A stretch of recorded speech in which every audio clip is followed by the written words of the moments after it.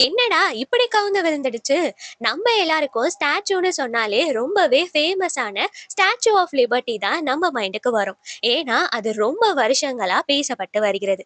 ஆனா, இன்னைக்கு என்ன ஆச்சுன்னு சொல்லி பார்த்தீங்கன்னா, பிரேசில்ல அடிச்ச பலத்த காற்றுனால அந்த சிலை டபக்கட்டின்னு கீழ விழுந்துருச்சு. கீழ விழுந்ததுல அந்த சிலையோடைய மண்டை, கைகள் இந்த மாரி இடத்துலலாம் அடியும் பட்டிருக்கு. ஸோ, இதனால அந்த நாட்டு மக்கள் எல்லாருமே மிகப்பெரிய அதிர்ச்சியில இருக்காங்க. ஏன்னா, அந்த நாட்டோடைய ஒரு அடையாளமே இந்த ஸ்டாச்சூன்னே சொல்லலாம். அண்ட் அது மட்டும் இல்லாம இந்த ஸ்டாச்சூவ சுதந்திரம் அப்படின்ற ஒரு நினைவா வச்சிருந்தாங்க.